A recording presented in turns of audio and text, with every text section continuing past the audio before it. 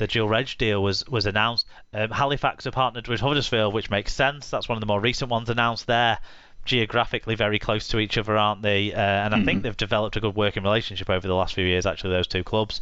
And so, but again, Halifax are one of the teams that have strengthened. You'd think, on paper at least, have strengthened going into this season. Basically, signing a few guys from Hull KR it was the main deal there, and signing the guys from Whitehaven as well, who'd done well there. So Halifax, alongside Widnes, are another team talking about strengthening. They've got the relationships. I think Hull have got a deal with Bradford for the reserves, which I think makes total sense. But I don't know if that'll translate into a full-blown dual reg deal. I always wonder why those lower level clubs aren't trying to get these deals. I don't know if it's because the Super League clubs aren't interested in that, or I don't know. Is that the reason? No, maybe. I mean, you've got to think it's got to be a mutually beneficial relationship, and I don't know if they're going to play in a Lee side or a Fev side. It's probably a lot better than playing in a Dewsbury side or a Whitehaven side. I don't know, though. I'm not close enough to it to know why. But yeah, you're right that it's a bit of a gap, isn't it? And maybe they just feel like they can, grow their own and kind of keep plugging away, as a lot of these kind of, smaller teams have done and will continue to do. But yeah, the exact reasons, I don't know. You can understand it to a certain extent with Whitehaven and working in terms of like the travel and all of that. Would you want to put your young players through having to make those distances every week so that there is a thing there? And also, with those communities being how they are, would they want people just popping in? I don't know, but because it's you can use that geographical, not isolated. It's it's not like the fucking in the Northern Territory somewhere and you're sending lads from Sydney. It's not like that. but they are relatively speaking isolated, aren't they? Yeah. It's psychologically. I think people think of it that way. Even though in reality it's not that far from it. But it's 2 hours from your Northwest clubs. Yeah, and double that for West Yorkshire clubs. Yeah. So, yeah, it is a long way, but yeah, I mean, I think I've talked my way into thinking that there's probably about 10 teams who can finish in the playoffs this year. Well, that's what I think. So I think we're kind of settled on Workington, Whitehaven, and Dewsbury are not really going to be dark horses for the competition, and we're very settled that if it's not Lee or Featherstone that get promoted, then we'd be very surprised. However, are there any dark horses for you looking at this? And you haven't really talked about your Bulls yet. No, I'm trying not to really. I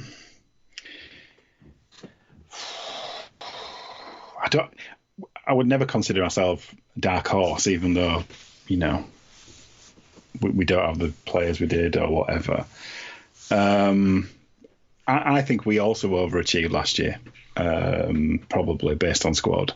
But then so did teams like Batley. This is why it's so hard. I think the improvement in teams like York, like Widnes, is going to put further pressure on teams that did so well last year, like your Batleys, who, probably unexpectedly finished in the playoffs. I kind of keep talking myself into thinking, well, we'll just be on the edge of the playoffs, but then I can easily see us finishing like 9th, because I do think there's quite a lot of decent teams this year below the top 2. It's almost impossible for me to call who would finish 3rd, for example. It could be York, could be Newcastle if they get a good run, could be a Widnes. Yeah, genuinely, outside of the top 2 and probably your bottom 3, I think this league is going to be really close in the middle. Really close. You could easily finish like 2 or 3 points out of the playoffs and be 10th. Definitely this year, I think. I think you'll see lots of teams beating each other, home and away type stuff, and I think it'll be very close. Well, yeah, because I think Sheffield certainly have got the potential to have some good games and cause some upsets. I don't think they've improved enough to get themselves into the playoff spots. But I think they were the closest team to the relegated to last year, even though there's a bit of different distance there. Yeah, and I feel like they're better than that this year. Sheffield are one of those teams, like obviously having turned us over at the weekend. They're a team who can beat almost anybody on their day, but consistently wise, they're not. For me, they will probably finish 11th. For me, they'll probably beat some. They'll probably have some very good results in the way of things, but they're kind of above those three. And then I see everybody else from probably maybe then London next, maybe, but then above that, I'm like, it could be any order. It's so uneven this year. It really is. Yeah, because Newcastle, York and Widnes finished outside the playoffs last year. I think all of those sides have all improved. All three of them are going to be pushing for the playoffs, which means what happens to Batley, what happens to Halifax, what happens to Bradford. So, two or three of those are going to miss out. Now, it wouldn't surprise me if Batley missed out, but then again, they always seem to overachieve. Bradford have been a bit average so far. We could easily miss out. Halifax, if they get a bad run with injuries, it's really difficult to call in those kind of mid-table positions. And in a way, I don't know if that makes it more straightforward for the top two when it gets to playoff time, or less straightforward, because you're going to have teams that are used to scrapping, and then come playoff time, if you've coasted a little bit, and then they're all coming in really pumped up and battle hardened, you never know, there might be an upset. But exactly, I don't see York as much of the dark horse as lots of other people seem to. I think they've got a fantastic new stadium, and there's a lot of talk about York because of the facilities, what they're doing in the women's side of things, all the World Cup games they've got. There's so much excitement about that team. The ownership, the transition of ownership's a bit of a strange one to me. I wasn't expecting that when that came out, and I've got them around Bradford, Batley, in the kind of maybe only one of those three will make it, because I think Newcastle and Widnes will both make it. This is the trouble. You've got teams improving, teams who were overachieved last year, and Whitehaven could easily finish like 11th and not actually play much worse than they did last year. Yeah, it's really weird like that. I think picking up key wins at key times, I think, is going to be a huge thing, and if anyone goes on a run like Whitehaven did in the last 2 months of last season, exactly, that gets you into the playoffs in this competition, I think. Yeah, it's the first 2 weeks have not kind of persuaded me otherwise than it's going to be very close, and you're going to get the odd surprise. But I do expect, York's, Newcastle, Widnes's to be considerably better than last year. I think that's my championship talking points covered off. Al, we've talked about the big two, we've talked about the relegation battle, and we've talked about everyone in between being a bit of a toss-up. And when we get through to the results and the standings as they stand so far after 2 rounds, I think that will show the nature of that toss-up. Definitely. So I think we'll leave our championship chat there, and we'll move on to the weekend's results.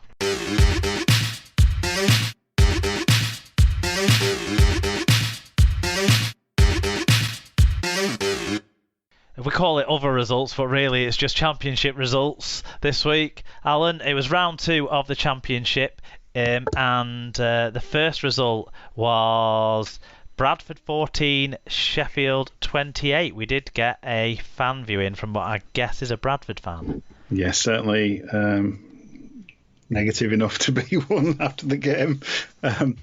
So it says, fitness level. So this is Liam. It says, fitness level's big issue again. Same old problems, new season. Loads of penalties that are not needed to be given. Next year is our year. No, we're not going to start doing that. We say it every year. This needs more change. Change from coach, staff, and other issues. Big changes in this team, as it will never change. Will not be able to look up. Serious disappointment and concern losing to a squad of your own rejects. Yeah, there was 3 or 4 ex-Bradford players in the Sheffield lineup, wasn't there? And a couple of them had telling contributions. Yeah, well, what is it? The old boys always come back and bite you in the arse, don't they? They have a tendency to do that. And yeah, people like Ross Oakes and stuff. Well, I really liked Ross Oakes. I always thought he was a decent prospect at centre. But obviously, we saw other ways. But yeah, obviously he's going to come back and score against you because that's what they do. But yeah, I mean, first half we were doing very well. We were kind of in charge. And yeah, I think what's a theme for a lot of these games, conditions were appalling, I would say. Some very muddy pitches out there. Yeah, wind, rain, bit of hail, especially in the Cumbrian games. Yeah, not great playing conditions, but there can be no excuses. Sheffield have made a bit of a habit of beating us in the last couple of years, and this is yet another example of that. Liam talks about fitness levels, and it did seem like Sheffield were. I was just following along on like the text commentaries of the games on Twitter. It did seem like Sheffield were by far the stronger side in the second half. Maybe, yeah. I mean, I didn't see it in the flesh, so I can't really talk about how much we were kind of working with or against the conditions.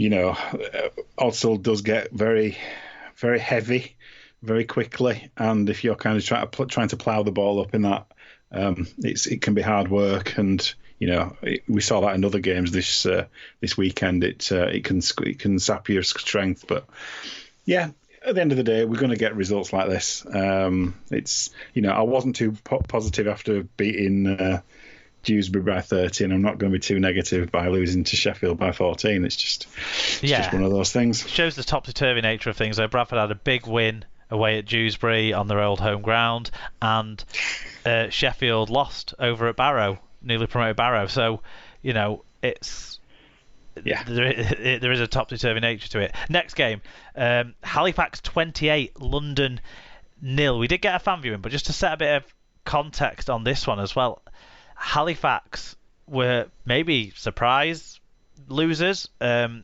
points to 18 in round 1 against Batley, and London lost fairly heavily at home to Widnes in their first game. But Halifax 28, London 0.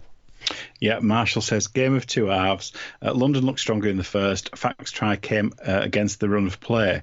In second half, Fax's high completion got them in the ascendancy, with Guazet, Fairbank and Colcott carrying well. Joe Keys was able to play on the back of these strong carries.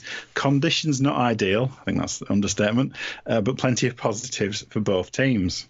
Yeah, I did pick up a bit that maybe London weren't as bad as the 0, but then they've got some halves that's still finding their feet a little bit, I think, and so there's going to be games where it doesn't work out for them. Whereas Halifax, I was really surprised that they lost in round 1, so maybe this is more what they're expecting to see with a forward pack that has got some Super League, a little bit of Super League experience in it, and Joe Keys was at Hull KR the last couple of years. Exactly. Yeah, I mean, I think when the first round came out, Batley Halifax, I always thought it was going to be close. People consistently underestimate Batley as a team, and we'll talk about that next. Yeah, well, it was Newcastle 14, Batley 32. I think the scoreline was fleshed out by a couple of late tries for Batley. Newcastle were trying to come back into it in the second half, but never got just close enough, and Batley scored right on the hooter, I think, to extend it out, but or close to the hooter anyway. But yeah, in round 1, we just said Batley beat Halifax, which was an impressive result for them. Newcastle travelled over to Workington and won in a game that probably they'd have been expected to win, but not an easy start necessarily. But lost their first home game here to Batley. We didn't get any fan views in on this one, so we'll move on to Whitehaven 4, Barrow 18 in one of what will be lots of Cumbrian derbies in the Championship this year. Barrow started the season beating Sheffield. Whitehaven started the season getting pretty heavily pumped by Lee, but no one would be getting out of shape about that one. This was the game that the pictures of just how bad the weather was were the most prominent, I think. Pictures and videos on social